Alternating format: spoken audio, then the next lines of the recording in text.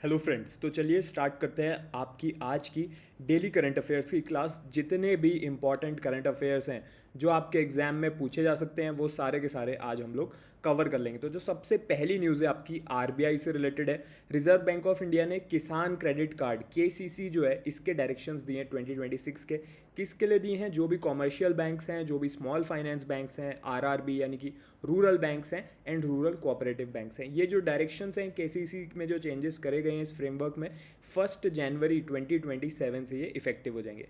क्या चेंजेस करे हैं थोड़ा सा आपको पता होना चाहिए। सबसे पहले तो जो लिमिट्स हैं वो चेंज करी गई हैं, ठीक है। तो जो कोलेटरल का वेवर होता है एंड जो मार्जिन रिक्वायरमेंट होती हैं वो वेव कर दी गई हैं। लोन अप टू कितने अमाउंट तक? 2 लाख रुपए पर बोरोवर तक। अगर एग्रीकल्चर और एग्रीकल्चर से अलाइड एक्टिविटी का लोन है तो 2 लाख तक उसमें कोलेटरल रिक्वायरमेंट नहीं है। इसके अलावा जो भी ऐसे लोन्स हैं, ठीक है, जो भी बैकडअप होते हैं किसी भी हाइपोथिकेशन से, जैसे फार्मिंग के जो लोन्स होते हैं उनको यूजुअली स्टॉक या फिर जो क्रॉप्स होते हैं उसके साथ हाइपोथिकेटेड होते हैं, ठीक है, या कोई टाई अप का अरेंजमेंट होता है तो 3 लाख तक की उसकी लिमिट है। तो ये दोनों लिमिट्स आपको पता होनी चाहिए। ऐसा अब एक और चीज़ है, कुछ फार्मर्स होते हैं जो खुद से अपना वॉलंटरली ऐसा करते हैं कि गोल्ड या सिल्वर प्लेज करते हैं, ठीक है। अगर कोई ऐसा करता है तो इसको वायलेशन नहीं माना जाएगा कि बैंक ने कोई गलती नहीं करी है। अगर कोई खुद से ही वॉलंटरी गोल्ड या फिर सिल्वर एज अ सिक्योरिटी दे रहा है कोई फार्मर, ठीक है, 2 लाख की लिमिट के अंदर अंदर, तो it is not a problem. इसके अलावा जो क्रॉप्स का टेन्योर है उसको स्टैंडर्डाइज कर दिया गया है। जो भी शॉर्ट ड्यूरेशन की क्रॉप्स होती हैं उनका टेन्योर अब 12 मंथ्स पर फिक्स है एंड लॉन्ग ड्यूरेशन का 18 मंथ्स पर फिक्स है। तो ये आपके आईरैक नॉर्म्स के अकॉर्डिंग है। आईरैक का फुल फॉर्म भी आपको पता होना चाहिए, income recognition and asset classification. जो भी ऐसे टर्म लोन्स हैं जो 6 साल से ज़्यादा के हैं, ठीक है, वो केसीसी फ्रेमवर्क के बाहर रहेंगे, ठीक है। तो बैंक जो है उसके लिए सेपरेटली अकाउंट्स मेंटेन करेगा। इसके अलावा इसको बहुत ज़्यादा बैंक्स को ये एक इंस्ट्रक्शन दिया गया है कि जो भी केसीसी के आप डिजिटल प्लेटफॉर्म्स के थ्रू कीजिए ताकि यूपीआई, डेबिट कार्ड, सीबीडीसी, ठीक है, वहाँ पर प्रॉपरली उसके थ्रू डिजिटल प्लेटफॉर्म्स के थ्रू इसको इनेबल करा जा सके। रूल्स जो हैं उनकी एक फ्लेक्सिबल लिमिट भी बनाई गई है, ठीक है। 10,000 से लेकर 50,000 तक की एक फ्लेक्सिबल लिमिट जो है वो मार्जिनल फार्मर्स को प्रोवाइड करी जा सकती है। फ्लेक्सी केसीसी इसको बोलेंगे, ठीक है। मार्जिनल फार्मर क्या होता है? ऐसा फार्मर जिसका 1 हेक्टेयर से कम या फिर 1 हेक्टेयर तक का लैंड है, उतना वो एक मार्जिनल फार्मर कहलाया जाता है, ठीक है। तो ये करा जा सकता है। इसके अलावा जो भी केसीसी की क्रेडिट लिमिट है उसकी राउंडिंग ऑफ कैसी करी जाएगी? नियरेस्ट 1000 के करी जाएगी। केसीसी के अगर हम नए नए रूल्स देख लिए तो अब एग्ज़ाम में क्या होता है, आजकल जो लेटेस्ट पैटर्न है, जैसा मैं आपको बताता रहता हूँ कि स्टैटिक चीज़ें भी पूछ ली जाती हैं उस न्यूज़ से रिलेटेड। तो केसीसी कब लॉन्च हुआ था? अगस्त 1998 में। किसने केसीसी को फॉर्मुलेट करा? ओरिजिनेट कहाँ से हुआ? तो NABARD, national bank for agriculture and rural development है। कौन सी कमेटी के रिकमेंडेशन पे हुआ है? आरवी गुप्ता कमेटी के, ठीक है। उसके अलावा इसमें कुछ रिविजन्स करे हैं टीएम भसीन कमेटी ने 2012 में, जिससे इलेक्ट्रॉनिक केसीसी कार्ड्स आ गए। कौन सी फैसिलिटी पे वर्क करता है ये? रिवॉल्विंग कैश क्रेडिट फैसिलिटी पर। कौन कौन इसको इम्प्लीमेंट करता है? जैसे आपने अभी देखा कौन कौन से बैंक्स को इन्होंने इंस्ट्रक्शन दिए आरबीआई ने, तो वो सारे के सारे इसको इम्प्लीमेंट करते हैं। आपके commercial, rural bank, small finance bank, हर टाइप के बैंक्स, ठीक है। इसका टेन्योर क्या होता है? अब जो टेन्योर है वो 6 ईयर्स तक का हो गया है, पहले 5 ईयर्स तक का टेन्योर इसका होता था। तो ये चीज़ आपको पता होनी चाहिए। इसके अलावा इसके लिए एलिजिबिलिटी क्या है? देखो, एग्रीकल्चर सेक्टर बहुत बड़ा है, उसकी अलाइड एक्टिविटीज़ भी होती हैं, ठीक है। तो इसमें बहुत सारे एग्रीकल्चर एंड अलाइड एक्टिविटीज़ वाले पार्टिसिपेटर्स को इनकॉर्पोरेट करा जाता है, जैसे कि ओनर्स हो गए, कल्टीवेटर्स हो गए, फार्मर्स जो टेनेंट फार्मर्स हैं, सेल्फ हेल्प ग्रुप हैं, जेएलजी हैं, डेयरी फार्मर्स हैं, फिशरीज़ हैं, वो सब इसमें इंक्लूडेड हैं। एज लिमिट क्या है इसकी आपको पता होना चाहिए। 18 ईयर्स मिनिमम से लेके 75 ईयर्स तक की इसकी एज लिमिट है। जो लोग सीनियर सिटीज़न हैं उनको एक मैंडेटरी को बॉरोवर रखना पड़ता है। इंटरेस्ट क्या रहता है? 7% पर एनम पर फिक्स्ड है इसका। MISS मॉडिफाइड इंटरेस्ट सबवेंशन इसमें कराया जाता है, ठीक है। तो काफ़ी ज़्यादा सब्सिडाइज्ड ये है। कब कितनी लिमिट रहती है? 5 लाख तक की इसकी लिमिट रहती है शॉर्ट टर्म एग्रीकल्चर लोन की। इसके अलावा अगर आप प्रॉम्प्ट रिपेमेंट करते हो, ठीक है, अपने टाइम पे अपना ड्यू पे करते हो, तो 3% का और सबवेंशन आपको मिल जाता है, यानी कि 4% पर एनम पर ये इंटरेस्ट रेट आ जाता है। तो ये चीज़ आपको पता होनी चाहिए। इसके अलावा कैलकुलेशन कैसे करा जाता है केसीसी की लिमिट को, कि स्केल ऑफ फाइनेंस को मल्टीप्लाई करेंगे जो एरिया है कल्टीवेशन का, एंड उसमें ऐड करेंगे 10% फॉर पोस्ट हार्वेस्ट कंजम्पशन और 20% मेंटेनेंस के लिए, क्योंकि जो क्रॉप्स हैं उनकी मेंटेनेंस भी करनी पड़ेगी, साथ में कोई मशीनरी यूज़ हो रही है उसकी रिपेयर भी होगी, एंड इंश्योरेंस प्रीमियम को भी ऐड करा जाता है इसमें। फिर इसमें लिमिट निकल के आती है इस कैलकुलेशन के थ्रू, ठीक है। एंड इसको कौन डिसाइड करता है स्केल ऑफ फाइनेंस को, जो इसका एक कंपोनेंट है, उसको जो डिसाइड करता है वो है district level technical committee, DLTC। Next जो आपकी इंपॉर्टेंट न्यूज़ है ये है आरबीआई ने लीड बैंक स्कीम को रिवाइज कर दिया गया है। लीड बैंक स्कीम जो है वो किसने निकाली थी, आरबीआई ने ही दिसंबर 1969 में निकाली थी। ये भी पूछा जा सकता है कि कौन सी कमेटी के रिकमेंडेशन पर निकाली थी। ये आपसे आरबीआई के एग्जाम में तो पूछा जा ही सकता है, इसके अलावा जो अदर बैंकिंग एग्जाम्स है वहाँ पर भी ये क्वेश्चन आपसे पुटअप करा जा सकता है, क्योंकि आरबीआई एक रेगुलेटरी बॉडी है, ठीक है। तो जो कमेटी है जिसके रिकमेंडेशंस पे ये करा गया था वो है FKF नरीमन कमेटी। तो ये जो रिवाइज करा गया, अब यहाँ पर क्या चेंजेस करे गए, सबसे पहले तो जो भी लीड बैंक्स हैं उनको एक LDM अपॉइंट करना पड़ेगा हर डिस्ट्रिक्ट के लिए। LDM होता है लीड डिस्ट्रिक्ट मैनेजर, ठीक है। वहाँ पे प्रॉपर स्टाफ होगा, इंफ्रास्ट्रक्चर होगा, एंड वो उस डिस्ट्रिक्ट को इंचार्ज रहेगा। इसके अलावा 3 टियर स्ट्रक्चर भी बनाया गया है यहाँ पर, ठीक है। तो ब्लॉक लेवल बैंकर कमेटी एक बनाई जाएगी, ठीक है। उसमें फिर उसके अंडर फिर डिस्ट्रिक्ट कंसल्टेटिव कमेटी आएगी, स्टेट लेवल बैंकर्स कमिटीज़ भी आएंगी, ठीक है। और इसके अलावा जो टाइमलाइन होती है किसी भी मीटिंग की, उस टाइमलाइन को भी अब स्ट्रिक्टली बना दिया गया है कि एक प्रॉपर टाइमलाइन रहेगी, हर चीज़ की प्रॉपर अकाउंटेबिलिटी रहेगी। तो ये जो हाईलाइट्स है ना, ये भी आपको पता होनी चाहिए। एग्जाम में आपको ऐसा भी हो सकता है, ऑप्शंस में क्वेश्चन में पूछ ले what are the highlights of the new framework, and आपको ये जो पॉइंटर्स हैं ये ऑप्शंस में दे दे, तो ये भी आपको पता होना चाहिए।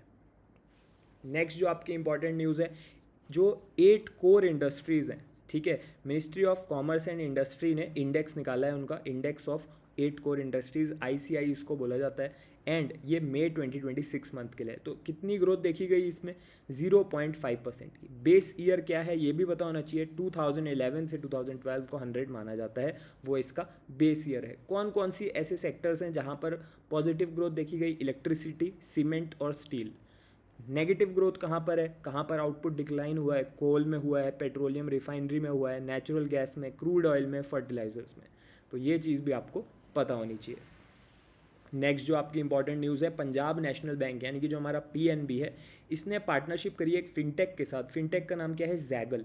किस चीज़ के लिए, एक नया क्रेडिट कार्ड लॉन्च हो रहा है, इको फ्रेंडली क्रेडिट कार्ड। तो आपसे ये भी पूछा जा सकता है किस किस के बीच में हुई है, किस चीज़ के लिए हुई है, ठीक है। इको फ्रेंडली क्यों बोल रहे हैं, ये एक बायोडिग्रेडेबल कार्ड रहेगा, ठीक है। एंड इसमें आपको 2 कार्ड्स मिलेंगे, यानी कि वीज़ा और रुपे, दोनों के बेनिफिट्स आप इसमें ले पाओगे। कौन से मोबाइल ऐप के थ्रू इसको मैनेज करा जाएगा, zag.money, ठीक है। 5 ईयर्स की ये पार्टनरशिप हुई है। अब PNB की न्यूज़ है, तो PNB के बारे में थोड़ा सा स्टैटिक पता होना चाहिए।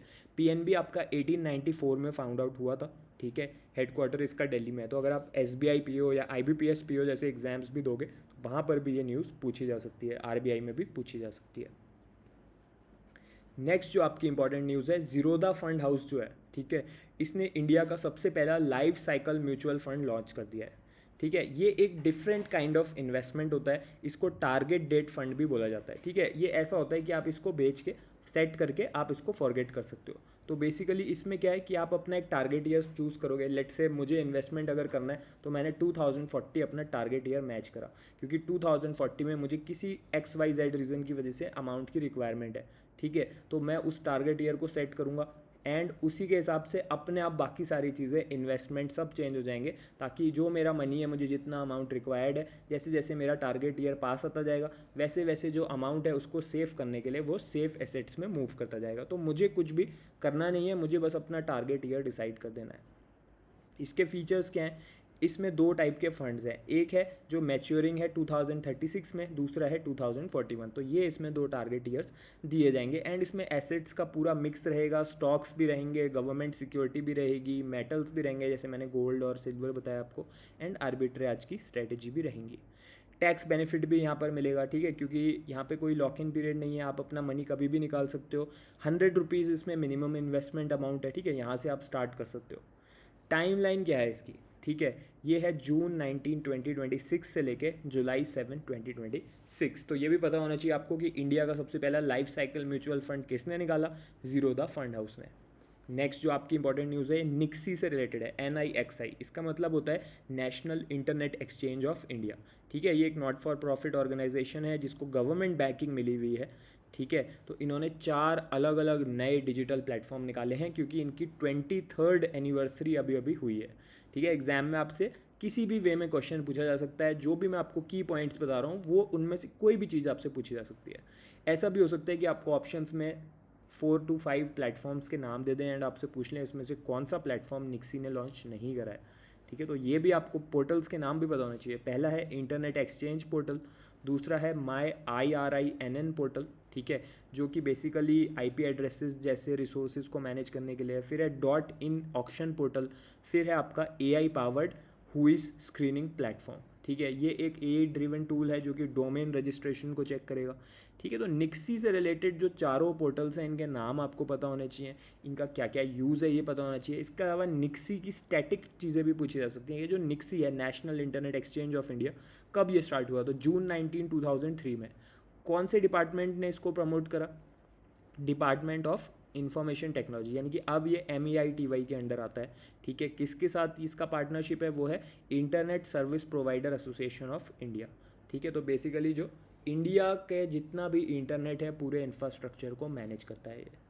नेक्स्ट जो आपकी इंपॉर्टेंट न्यूज़ है, अमित शाह जी जो यूनियन होम मिनिस्टर हैं एंड मिनिस्टर ऑफ कॉपरेशन है, इन्होंने क्या लॉन्च कर दिया है? इन्होंने एक ऑक्शन पोर्टल लॉन्च करा है नाफेड का।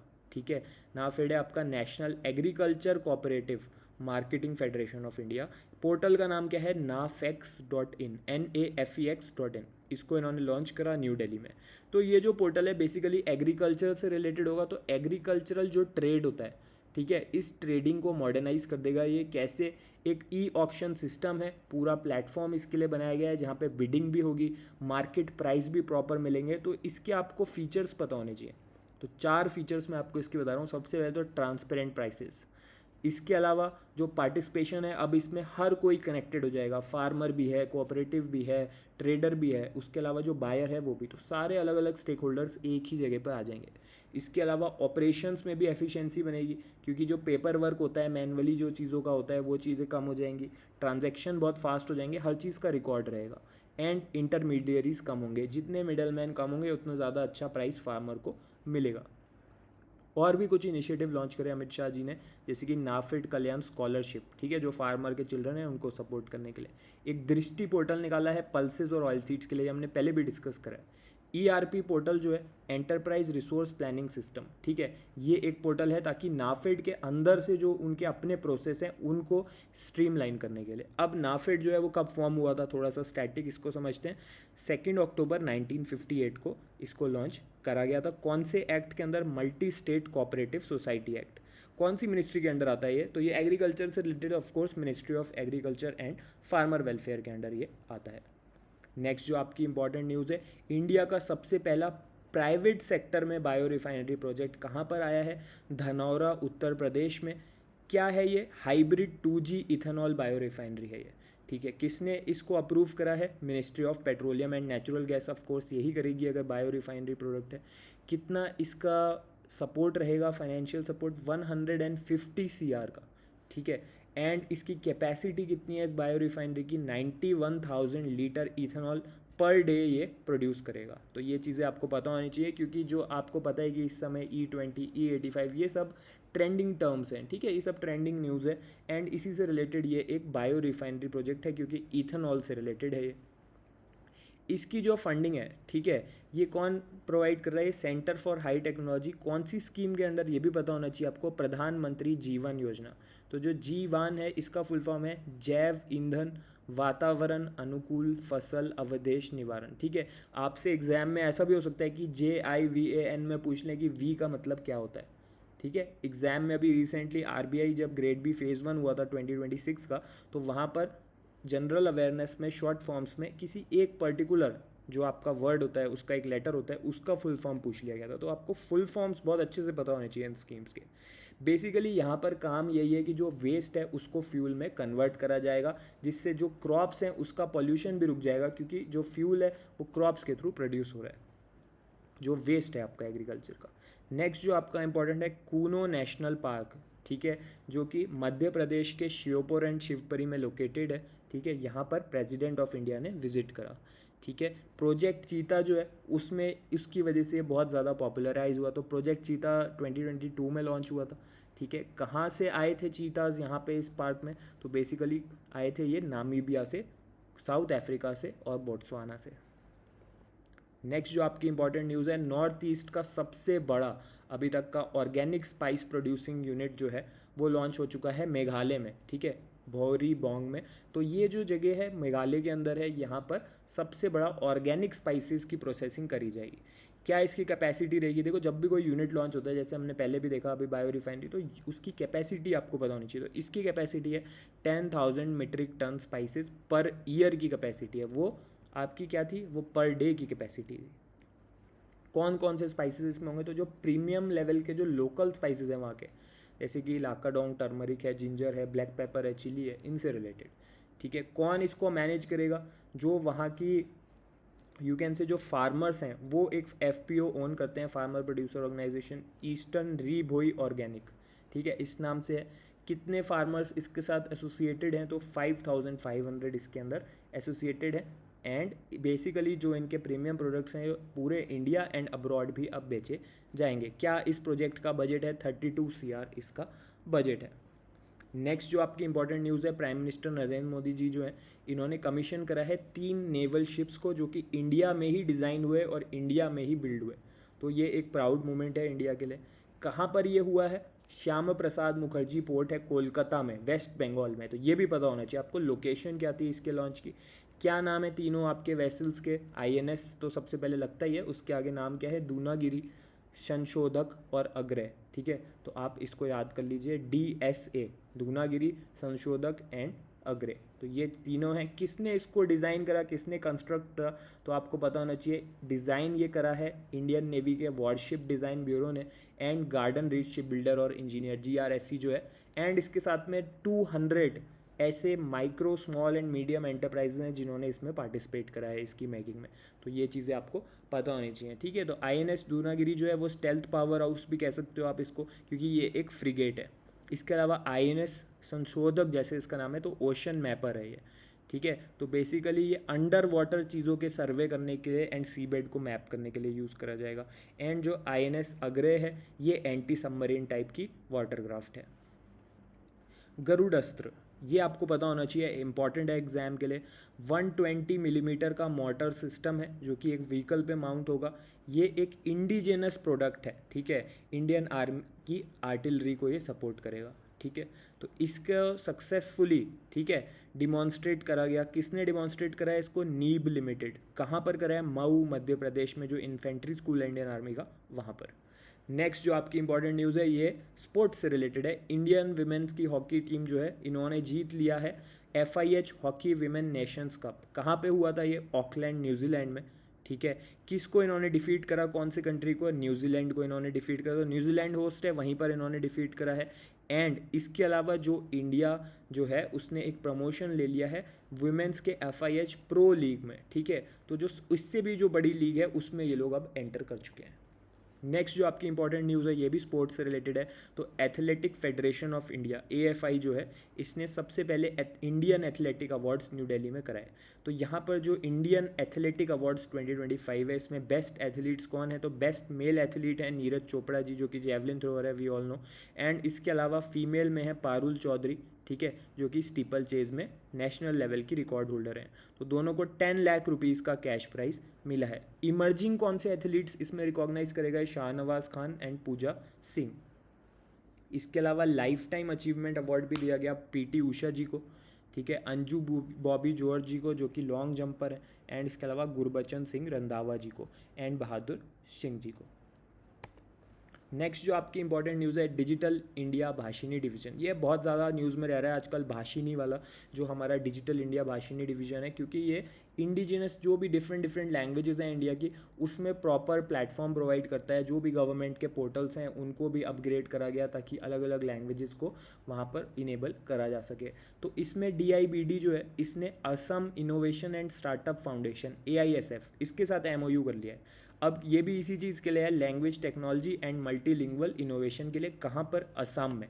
ठीक है, तो ये आपको पता होना चाहिए। इस कंपनी का नाम क्या है? AISF, Assam innovation and startup foundation. ये जो कंपनी है ये गवर्नमेंट ऑफ असम के department of innovation, incubation and startups के अंडर ही आती है।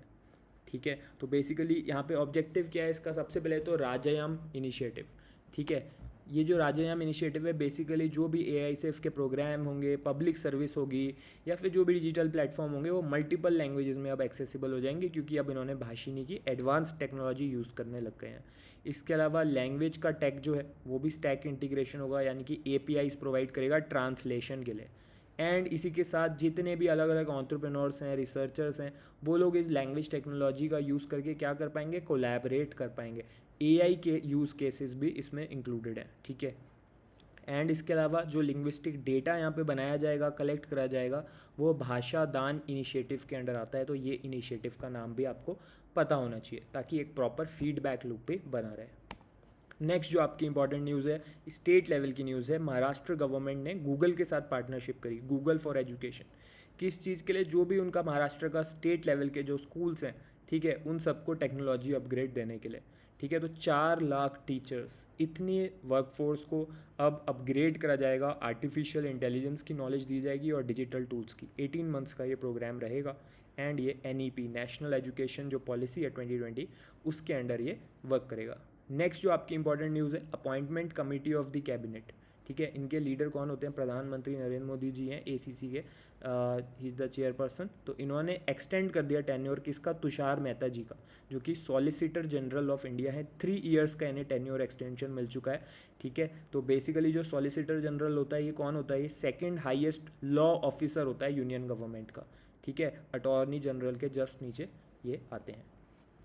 अब हम लोग कुछ इंपॉर्टेंट डेज देख लेते हैं जो डेट से अकॉर्डिंग है।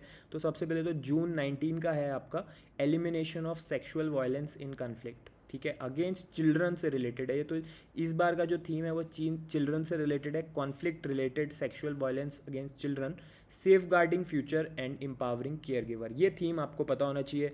डेट क्या है? जून 19 आपको पता होनी चाहिए। एंड बेसिकली किसके थ्रू इसको इस्टेब्लिश करा गया? United nation general assembly.